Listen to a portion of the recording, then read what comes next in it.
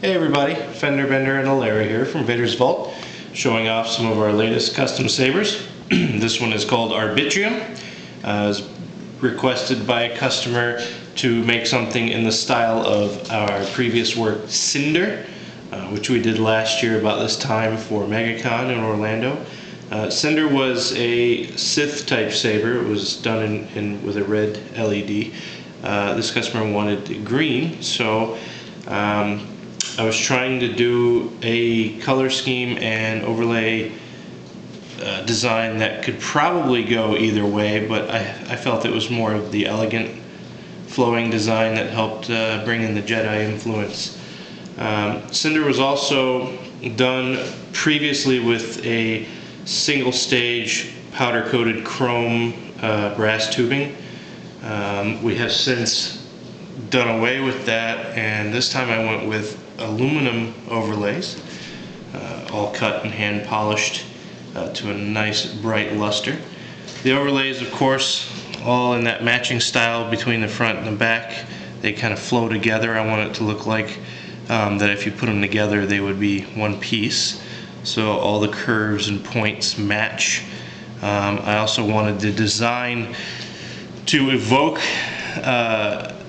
the previous work, Cinder, but I didn't want it to be anywhere near an exact copy, so I changed a lot. I changed up here on the front near the emitter. I wanted the overlay to actually frame the slots in the blade holder, so I've got it cut around those slots and then indented with like a hollow ground feature there. And I kind of mimicked that on the rear overlay.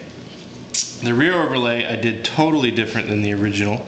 I wanted the rear overlay to more closely match the front, so I did similar indentations up here with the hollow ground feature there. And you know, I think it flows a lot nicer than the original overlay did. The original overlay was split down the middle, so it was held tight to the saber with a few screws. I wasn't real happy with that, so this time I made it a little bit more streamlined, and it's just being held on nice and tight with the black anodized CoverTech wheel. And we've got, of course, got our standard threaded in recharge port, nice and low profile there. That's giving juice to the 4.8 volt nickel metal hydride battery pack, powering up the FX Yoda board, which is igniting a Seoul P4 LED, nice and bright green P4.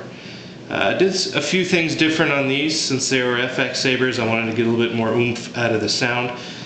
So I went and redid the way that I do my battery packs and speaker mounts. The battery pack is now inside the resonance tube with the speaker, so it's all one modular unit. Creates a tighter seal on the inside of the hilt, and is also, you know, allows more air to pass through from the rear of the speaker through the battery pack into the rest of the hilt. So you get a little bit more resonance.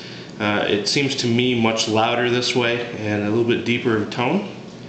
Let's get it fired on and I'll show you what I'm talking about.